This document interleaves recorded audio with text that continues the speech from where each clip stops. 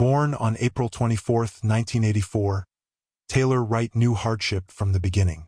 By 13, she'd been placed in foster care, removed from her biological mother's custody. Survival meant building walls, developing a toughness that masked the vulnerable child beneath. She was small and fragile-looking, with stringy hair and eyes that had seen too much too soon. She was searching for something most of us take for granted, a place to belong. Then Nancy Murchison entered her life, a neighbor who saw something in this troubled teenager that others had missed. Nancy would later recall that first encounter. "I don't know what it was about her, but I just said, 'You can come stay with us.'" Taylor moved in with Nancy and her sons. For the first time in years, she had something real, a genuine home where she felt safe and loved. Under Nancy's care, Taylor blossomed. Despite the trauma she'd endured, she approached life with an open heart. Friends described her as kind and outgoing, someone who made everyone feel welcome. That protective exterior remained, but underneath was a warm-hearted woman shaped by adversity into someone stronger.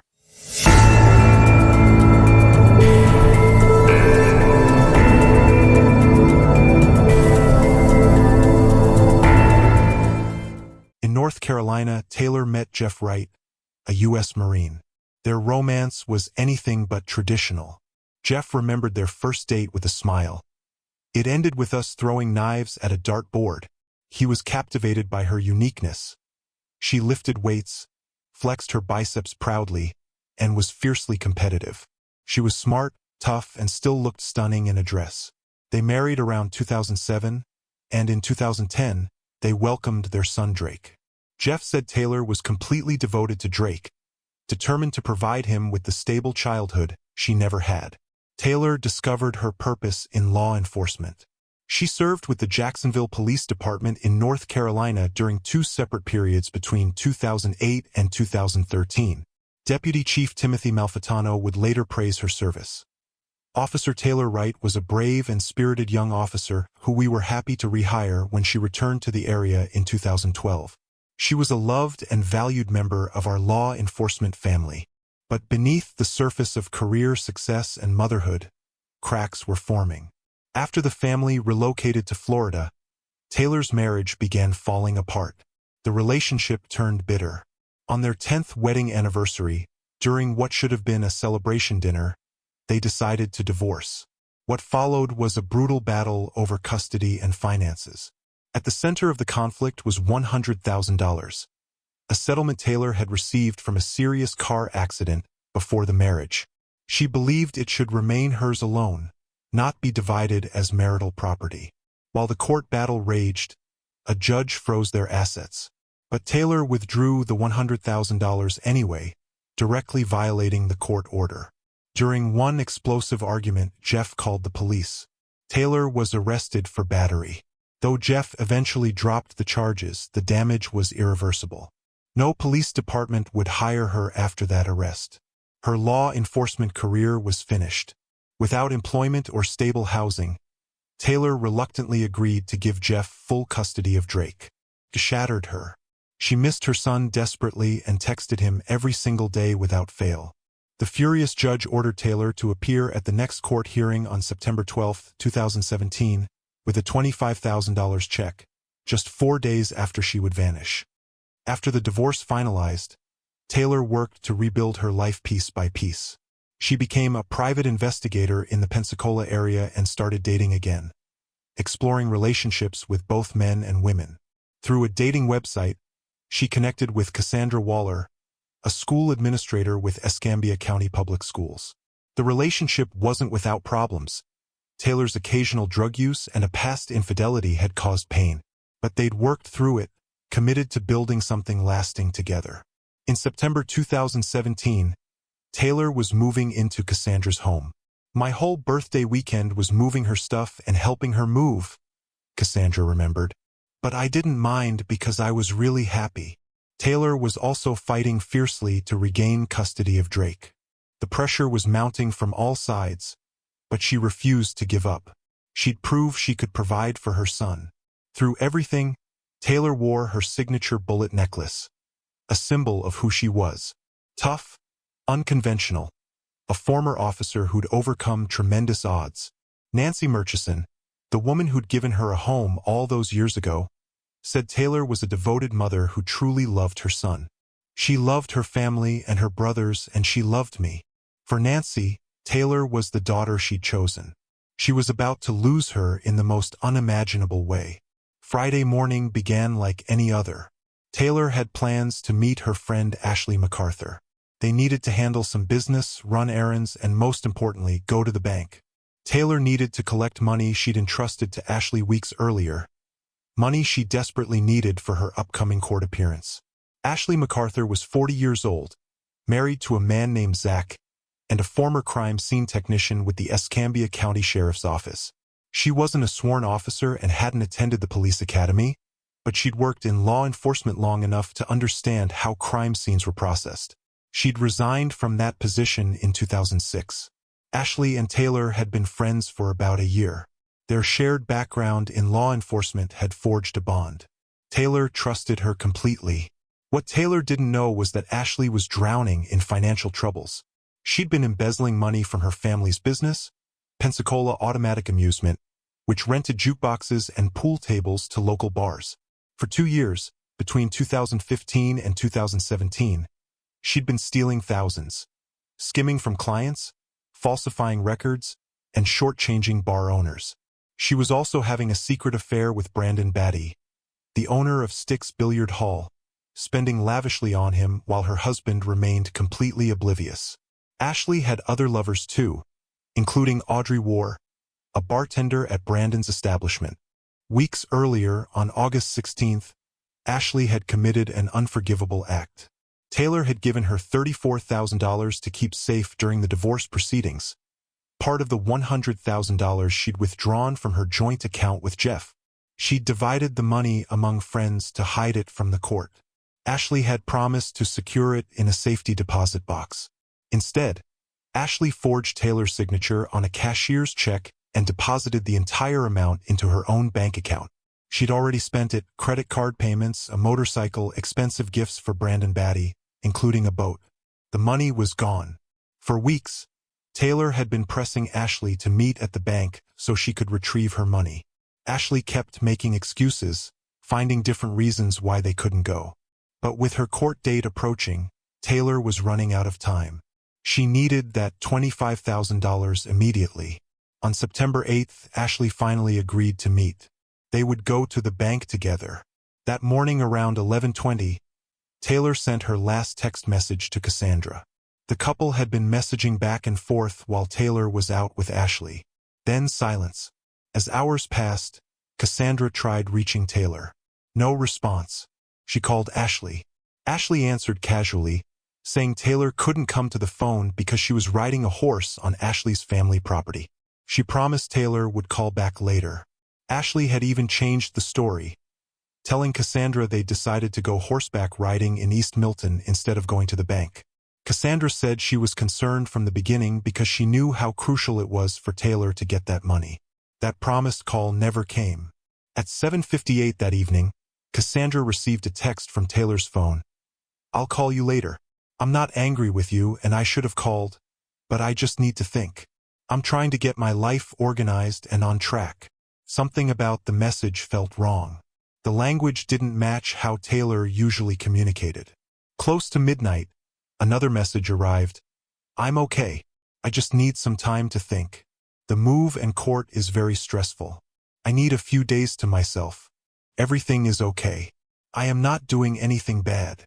Cassandra knew in her gut that something was terribly wrong. "I don't have any clue what's going on. I just know that something's not right. I was scared."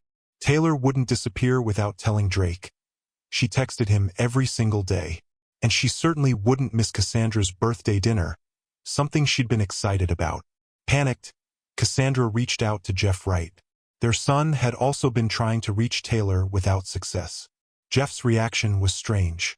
He issued a startling warning, telling Cassandra that Taylor might get angry with her for involving police in her business, and that she should be careful. Disturbed, Cassandra continued searching for her girlfriend, calling hospitals throughout the area. On September 14th, Cassandra reported Taylor missing to the Pensacola Police Department. Officers searched Taylor's home on Berkeley Drive. Everything was still there, her car in the driveway, her personal belongings, her passport, money. It was as though she'd simply evaporated. Initially, police didn't suspect foul play. Public Information Officer Mike Wood stated to the media, "We've investigated it, and at this point in time, we have no reason to believe anything suspicious has happened. We believe she left on her own accord. We've questioned numerous people, and through that investigation, that is why we believe she left on her own." But those close to Taylor knew better. Nancy Murchison, her foster mother, said her instincts told her this wasn't normal behavior. Something had to have happened. She would not have taken off, so someone had done something horrible to her. Behind the scenes, detectives were starting to piece together a very different story. Investigators looked at everyone close to Taylor. Cassandra Waller was the first person they scrutinized. She'd reported Taylor missing, was the last person Taylor had messaged, and was in a relationship that had experienced difficulties. But Cassandra was cooperative from the start, handing over all her electronics without hesitation. Detective Chad Wilhite said Cassandra wasn't trying to hide anything. She was very cooperative. Then Ashley McArthur dropped a bombshell. She claimed Taylor had had an affair with a woman in another town while seeing Cassandra, and that the couple had argued about it previously. That was enough for investigators to search Cassandra's residence. During the search, they found Taylor's ID, passport, and money. Then they discovered something that immediately caught Detective Wilhite's attention: a revolver missing a bullet. During questioning, Cassandra explained she'd purchased the gun after Jeff warned her that Taylor had gotten violent with him in the past. They also found an uncashed $19,000 cashier's check. But as investigators dug deeper, Cassandra's story checked out completely. Her phone records, her whereabouts, everything aligned. She was cleared. They examined Jeff Wright, Taylor's ex-husband. He had motive. They were locked in a bitter custody battle. Taylor had withdrawn $100,000 from their joint account against court orders. The judge had ordered her to produce $25,000 at a hearing. Jeff stood to benefit from Taylor's disappearance. But Jeff was hundreds of miles away in North Carolina when Taylor vanished. He was in the military and had since remarried. His alibi was airtight. He was ruled out. That left Ashley McArthur, the last person to see Taylor alive. On September 15th, Ashley sat down for her first interview with Pensacola police. She told detectives she'd picked Taylor up on the morning of the 8th. They'd driven to various locations during the day before going to Ashley's family property in East Milton to ride horses. They'd been there about an hour before heading back to Ashley's residence around 4:45 in the afternoon. Ashley claimed she went inside her house briefly, and when she returned, Taylor was gone. She said Taylor had called an Uber to go downtown for a beer. Ashley claimed Taylor had picked up the $34,000, put it in a duffel bag, and taken it with her.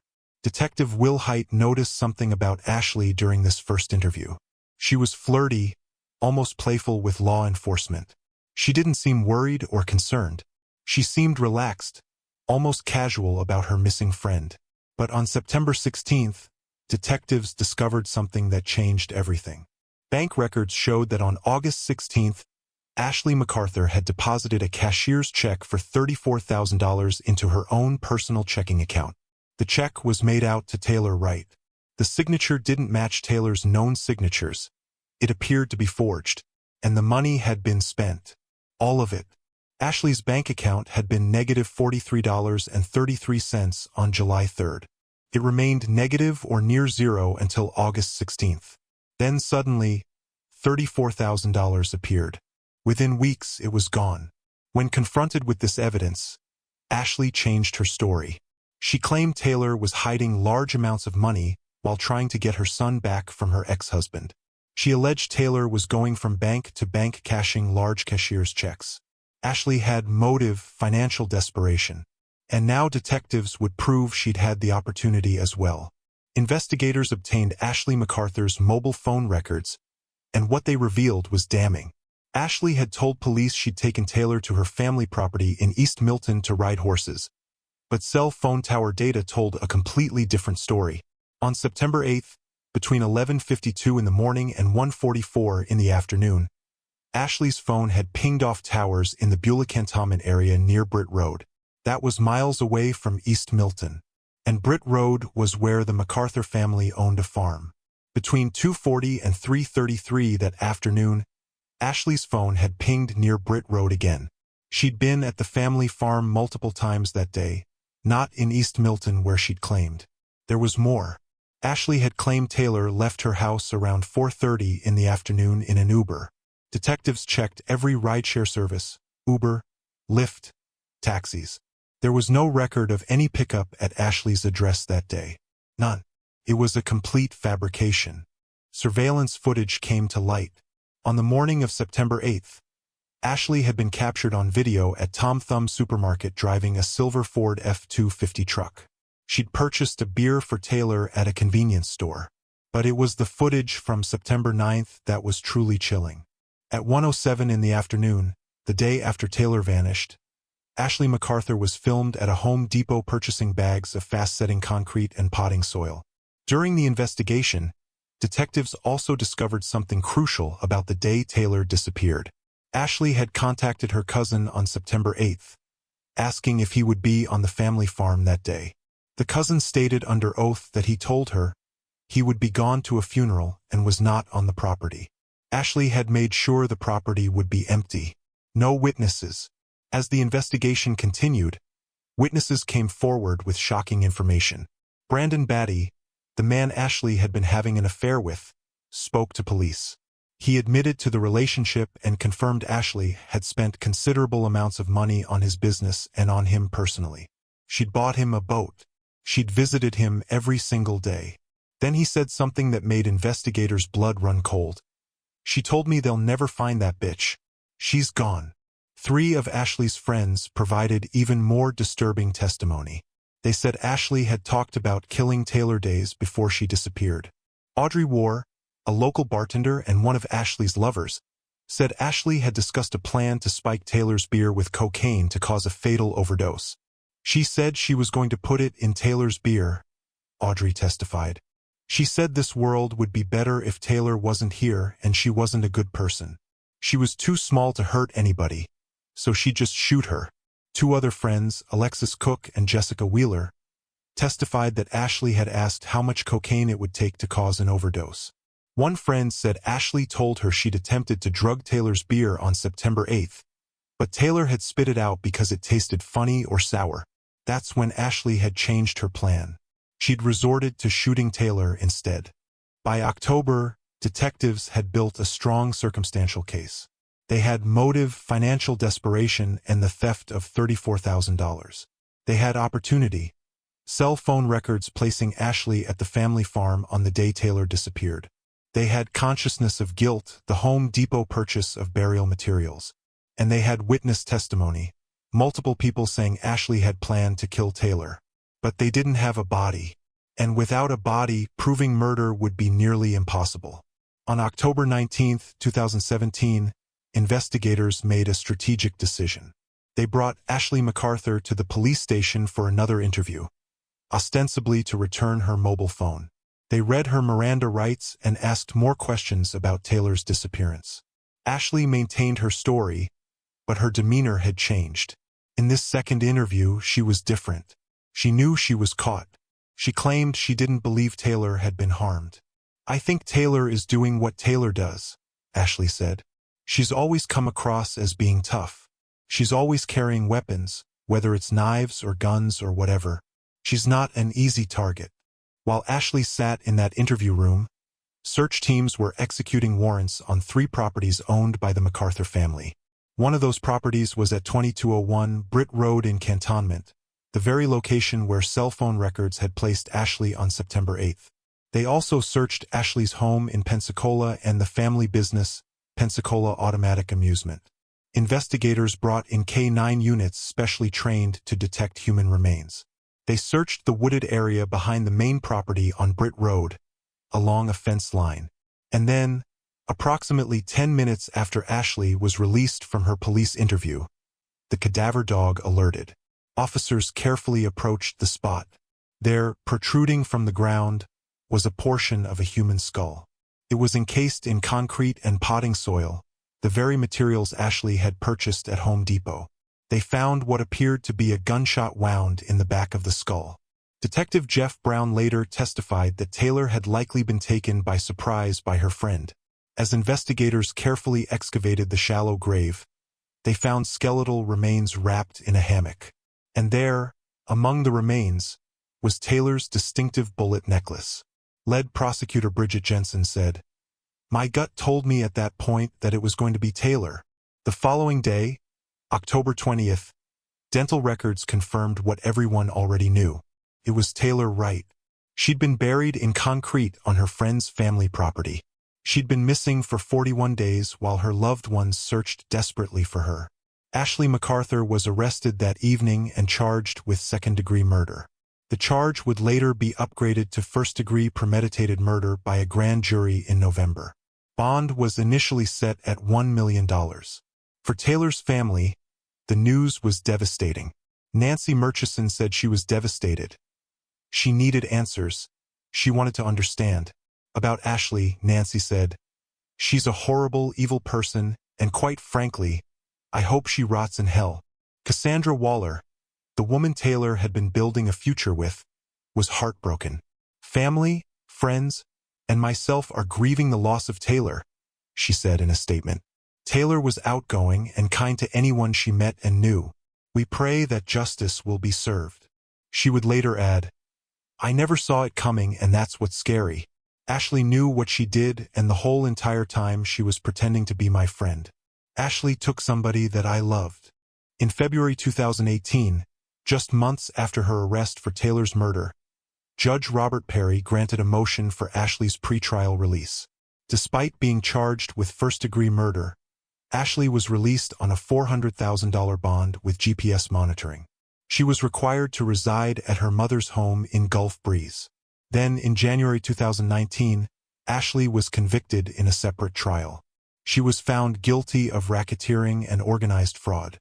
On February 21, 2019, she was sentenced to 7 years in state prison plus 3 years of probation. She was remanded to custody. Prosecutor Bridget Myers Jensen was worried. She'd just prosecuted Ashley on fraud and racketeering charges. While the jury had convicted on those counts, they'd acquitted on the arson charge, which was based on circumstantial evidence. The murder case was also entirely circumstantial. There was no DNA linking Ashley to the crime, no murder weapon, no physical evidence, just cell phone records, financial documents, surveillance footage, and witness testimony. Would it be enough? August 2019. Ashley McArthur finally stood trial. Jensen told the jury, "Ashley McArthur had a motive. Ashley McArthur had the opportunity. Ashley McArthur murdered Taylor Wright, and then she tried to cover it up with lies, concrete, and potting soil. The defense claimed Ashley came from wealth and didn't need money. They said she had back problems and couldn't physically move a body. But prosecutors showed photos of Ashley scuba diving, fishing, and horseback riding. The witnesses were damning. Zach McArthur sighed when asked if his wife could have committed murder. "I can't see her doing something like that. She's super intelligent. It's just sloppy shit." After 4 days, the jury deliberated for 3 hours. "We, the jury, find the defendant guilty of first-degree premeditated murder with a firearm." The courtroom erupted. Judge Shackelford sentenced Ashley to life in prison with a mandatory minimum of 25 years. Ashley sat expressionless. No remorse. Ashley was sentenced to an additional life sentence for racketeering and fraud, ensuring at least 36 years behind bars, even if the murder conviction were overturned. Nancy Murchison said, "In so many ways, I feel that I was robbed. I love her and miss her, and that will never stop." Cassandra struggled with the betrayal. "I never saw it coming. She was pretending to be my friend the whole time." Drake grew up without his mother, raised by Jeff in North Carolina. In April 2021, Ashley appealed. The Florida Court of Appeal denied it. She's serving life and won't be eligible for parole until 2044. Taylor's bullet necklace became a symbol of who she was: tough, unconventional, a survivor. "She's everyone's daughter. She's everyone's sister," Nancy said. The murder of Taylor Wright is the ultimate betrayal. A trusted friend murdered her over $34,000. Ashley forged Taylor's signature, stole her money, and when Taylor tried to get it back, Ashley killed her. She buried her in concrete, used her phone to send fake messages, and let everyone search for 41 days. But justice can't bring Taylor back. Drake grows up without his mother. On behalf of the family, we are grateful for the gift of Taylor in all of our lives. Please don't forget Taylor. This case shows how someone you trust completely can be hiding the darkest intentions. What's your take on circumstantial evidence in cases like this? Do you think justice was truly served? And how do you protect yourself from people who seem trustworthy but harbor sinister motives? Share your thoughts in the comments below. If this case moved you, please subscribe and turn on notifications so you never miss important true crime stories like Taylor's. And remember, if you're in a dangerous situation or need help, reach out to the National Domestic Violence Hotline at 1-800-799-7233 or contact local authorities. Thank you for honoring Taylor's memory by watching.